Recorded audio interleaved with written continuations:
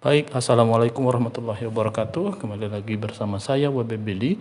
Di sini saya akan coba memberikan sedikit materi tentang SKB dosen CPNS 2021 terkait dengan kode etik ataupun kriteria pengabdian kepada masyarakat dan jenis pengabdiannya. Oke, kita pertama masuk ke standar nasional pengabdian kepada masyarakat.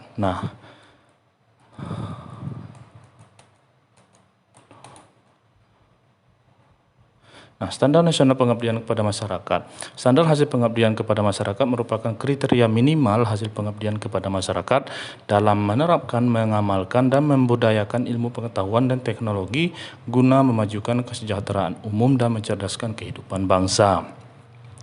Hasil pengabdian kepada masyarakat adalah yang pertama, menyelesaikan masalah yang dihadapi oleh masyarakat dengan memanfaatkan keahlian sivitas akademika, dalam hal ini dosen, yang relevan. Yang kedua, pemanfaatan teknologi tepat guna. Yang ketiga, bahan pengembangan ilmu, pengetahuan dan teknologi atau bahan ajar atau modul pelatihan yang pengayaan sumber belajar.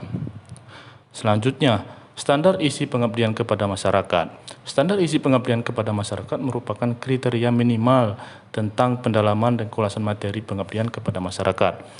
Kedalaman dan kulasan materi pengabdian kepada masyarakat terdiri atas 2 poin. Yang pertama, mengacu pada standar hasil pengabdian kepada masyarakat dan bersumber dari hasil penelitian atau pengembangan ilmu pengetahuan dan teknologi yang sesuai dengan kebutuhan masyarakat. Selanjutnya, hasil penelitian atau pengembangan ilmu pengetahuan dan teknologi yang sesuai dengan kebutuhan masyarakat adalah hasil penelitian yang dapat diterapkan langsung dan dibutuhkan oleh masyarakat sebagai pengguna. Selanjutnya, pengembangan ilmu pengetahuan dan teknologi dalam rangka memberdayakan masyarakat. Yang ketiga, teknologi tepat guna yang dapat dimanfaatkan dalam rangka meningkatkan taraf hidup dan kesejahteraan masyarakat. Yang keempat, model pemecahan masalah, rekayasa sosial, dan atau rekomendasi kebijakan yang dapat diterapkan langsung oleh masyarakat, dunia usaha, industri, dan atau pemerintah. Atau yang terakhir, kekayaan intelektual atau KI yang dapat diterapkan langsung oleh masyarakat, dunia usaha, dan atau dunia industri. Selanjutnya, standar proses pengabdian kepada masyarakat. Standar proses pengabdian kepada masyarakat merupakan kriteria minimal tentang kegiatan pengabdian masyarakat yang terdiri atas perencanaan, pelaksanaan, dan pelaporan kegiatan. Bentuk kegiatan pengabdian kepada masyarakat atau PKM, yang pertama adalah pelayanan kepada masyarakat. Selanjutnya adalah penerapan ilmu pengetahuan dan teknologi sesuai dengan bidang keahliannya si dosen. Terus yang ketiga, peningkatan kapasitas masyarakat, dan yang keempat adalah pemberdayaan masyarakat.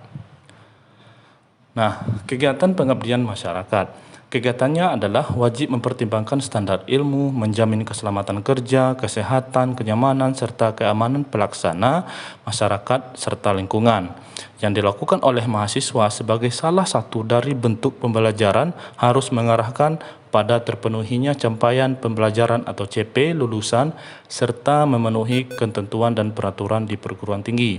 Yang dilakukan oleh mahasiswa dinyatakan dalam besaran SKS. Harus diselenggarakan secara terarah, terukur, dan terprogram. Standar penelitian pengabdian kepada masyarakat. Standar penilaian pengabdian kepada masyarakat merupakan kriteria ataupun syarat minimal tentang penilaian terhadap proses dan hasil pengabdian kepada masyarakat.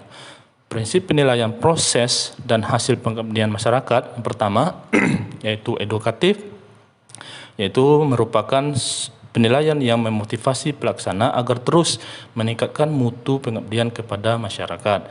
Yang kedua, objektif, yaitu merupakan penilaian berdasarkan kriteria penilaian dan bebas dari pengaruh subjektivitas. Yang ketiga, accountable, yaitu merupakan penilaian yang dilaksanakan dengan kriteria dan prosedur yang jelas dan dipahami oleh pelaksana pengabdian kepada masyarakat. Terakhir adalah transparan. Transparan adalah merupakan bentuk penilaian yang prosedur dan hasil penilaiannya dapat diakses oleh semua pemangku kepentingan ataupun stakeholder. Penilaian proses dan hasil pengabdian kepada masyarakat. Penilaian proses dan hasil pengabdian kepada masyarakat selain memenuhi prinsip penilaian harus memperhatikan kesesuaian dengan yang pertama, standar hasil pengabdian kepada masyarakat, yang kedua, standar isi pengabdian kepada masyarakat, dan yang ketiga, standar proses pengabdian kepada masyarakat. Nah, penilaian pengabdian kepada masyarakat dapat dilakukan dengan menggunakan metode, instrumen yang relevan, accountable, dan dapat mewakili ukuran ketercapaian kinerja proses dan pencapaian kinerja hasil pengabdian kepada masyarakat. Okey, kriteria minimal penilaian hasil pengabdian kepada masyarakat. Yang pertama adalah tingkat kepuasan masyarakat. Bagaimana apakah masyarakat itu puas dengan pengabdian yang telah dilakukan oleh sivitas akademika, iaitu dosen.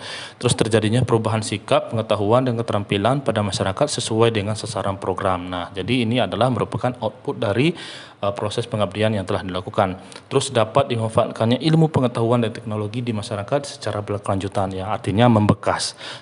Selanjutnya, terciptanya pengayaan sumber belajar dan atau pembelajaran serta pematangan sivitas akademika sebagai hasil pengembangan ilmu pengetahuan dan teknologi.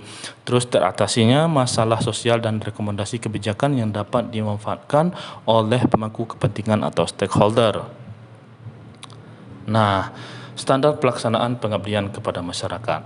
Nah, standar pelaksanaan PKM ataupun pengabdian kepada masyarakat merupakan kriteria minimal kemampuan pelaksana PKM ini untuk melaksanakan pengabdian kepada masyarakat. Nah, pelaksana PKM wajib memiliki penguasaan metodologi penerapan keilmuan yang sesuai dengan bidang keahlian yang pertama, terus jenis kegiatan serta tingkat kerumitan dan tingkat kedalaman sasaran kegiatan. Nah, kemampuan pelaksana PKM ditentukan berdasarkan kualifikasi akademiknya dan hasil pengabdian kepada masyarakatnya. Ya, pedoman mengenai kewenangan melaksanakan pengabdian kepada masyarakat ditetapkan oleh Direktur Jenderal Penguatan Riset dan Pengembangan. Standar sarana dan prasarana pengabdian kepada masyarakat. Standar sarana dan prasarana pengabdian kepada masyarakat merupakan kriteria minimal tentang sarana dan prasarana yang diperlukan untuk menunjang proses pengabdian kepada masyarakat dalam rangka memenuhi hasil pengabdian kepada masyarakat. Sarana dan prasarana pengabdian kepada masyarakat merupakan fasilitas perguruan tinggi yang digunakan untuk yang pertama, memfasilitasi pengabdian kepada masyarakat paling sedikit yang terkait dengan penerapan bidang ilmu dari program studi yang dikelola, perguruan tinggi dan area sasaran yang ingin dilakukan pengabdian. Terus yang kedua, proses pembelajaran, yang ketiga adalah kegiatan penelitian. Sarana dan prasarana pengabdian kepada masyarakat merupakan fasilitas perguruan tinggi yang harus memenuhi standar mutu, keselamatan kerja, kesehatan, kenyamanan, dan keamanan.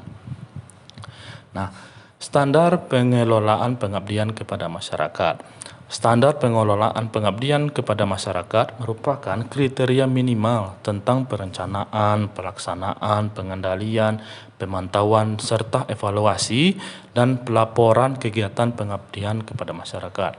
Nah, pengelolaan pengabdian kepada masyarakat dilaksanakan oleh unit kerja dalam bentuk kelembagaan yang bertugas untuk mengelola pengabdian kepada masyarakat.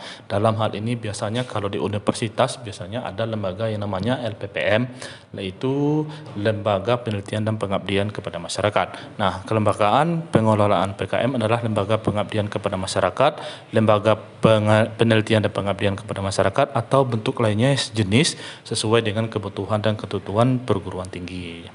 Nah, selanjutnya kewajiban dan kelembagaan pengelolaan pengabdian kepada masyarakat. Yang pertama adalah menyusun dan mengembangkan rencana program pengabdian ke masyarakat sesuai dengan rencana strategis pengabdian kepada masyarakat perguruan tinggi. Ya, artinya lembaga tersebut yang berupa LPPM tadi yang saya sebutkan harus membuat semacam rencana strategis atau renstra, baik itu bentuknya roadmap dan segala macamnya untuk para dosennya melakukan pengabdian seperti sesuai yang dijelaskan di dalam renstra, di dalam roadmap. Selanjutnya, menyusun dan mengembangkan peraturan, panduan dan sistem penjaminan mutu internal kegiatan pengabdian kepada masyarakat. Yang ketiga, memfasilitasi pelaksana kegiatan kepada masyarakat.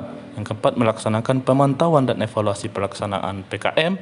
Terus selanjutnya melakukan diseminasi hasil pengabdian kepada masyarakat, yang maksudnya adalah hasil dari pengabdian itu dilakukan proses seminar ataupun proses publikasi kalau bisa. Kemudian memfasilitasi kegiatan peningkatan kemampuan pelaksana PKM, memberikan penghargaan kepada pelaksana PKM yang berprestasi, terus mendayagunakan sarana dan prasarana PKM dan lembaga lain melalui kerjasama. Terus selanjutnya melakukan analisis kebutuhan yang menyangkut jumlah, jenis, dan spesifikasi sarana dan prasarana PKM, dan yang terakhir adalah menyusun laporan kegiatan PKM yang dikelolanya, sehingga nanti akan dilaporkan ke pimpinan universitas ataupun pimpinan perguruan tinggi dalam bentuk laporan kegiatan. Nah, kemudian kewajiban perguruan tinggi dalam mengelola PKM ini. Nah, kewajibannya adalah memiliki renstra PKM yang merupakan bagian dari renstra perguruan tinggi. Nah, harusnya setiap perguruan tinggi itu mempunyai renstra, mempunyai roadmap, baik itu untuk penelitian maupun untuk pengabdian kepada masyarakat. Nah, biasanya roadmap penelitian dan pengabdian kepada masyarakat tidak bisa dipisahkan antara satu dan sama yang lain, karena penelitian dan PKM ataupun pengabdian itu adalah dua hal yang saling berkaitan.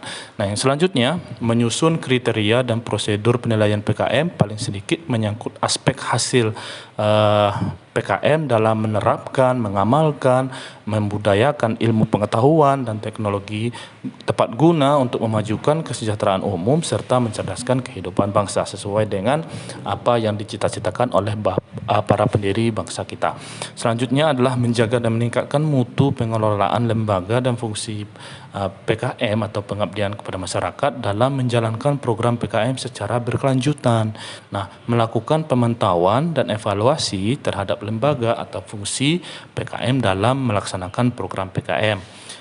Selanjutnya, memiliki panduan tentang kriteria pelaksana PKM dengan mengacu pada standar hasil, standar isi, dan standar proses PKM itu sendiri. Mendayagunakan sarana dan prasarana pada lembaga lain melalui kerjasama PKM. Terus selanjutnya, melakukan analisis kebutuhan yang menyangkut jumlah, jenis, spesifikasi sarana dan prasarana PKM, dan yang terakhir menyampaikan laporan kinerja lembaga ataupun fungsi PKM dalam menyelenggarakan program PKM paling sedikit melalui peraturan dasar dari Dikti. Oke. Nah, kemudian standar pendanaan. Nah, sekarang kita sudah membahas proses perencanaan, proses pelaksanaan, terus proses pelaporannya. Sekarang adalah pendanaan. Nah, standar pendanaan dan pembiayaan pengabdian kepada masyarakat. Standar pendanaan dan pembiayaan pengabdian kepada masyarakat merupakan kriteria minimal, sumber dan mekanisme pendanaan dan pembiayaan pengabdian kepada masyarakat. Nah, PT ataupun perguruan tinggi wajib menyediakan dana internal untuk PKM. Oke, selanjutnya selain dari dana dari internal perguruan tinggi, pendanaan PKM juga dapat bersumber dari pemerintah, terus bersumber dari kerjasama dengan lembaga lain, terus sumbernya berasal dari dalam negeri maupun luar negeri atau dana dari masyarakat. Nah, biasanya seperti itu. Nah, dana dari masyarakat itu biasanya berkaitan dengan pihak swasta ataupun pihak dari perusahaan atau dan sejenisnya.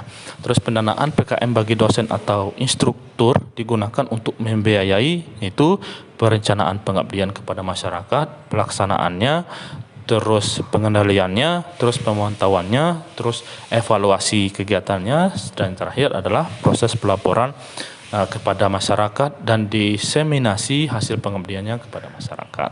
Seperti itu. Kemudian mekanisme pendanaan dan pembiayaan PKM diatur berdasarkan ketentuan di setiap perguruan tinggi. Jadi setiap perguruan tinggi mempunyai aturan pendanaannya masing-masing, karena memang pendanaan ini diatur secara internal. Dan yang terakhir, dana pengelolaan PKM.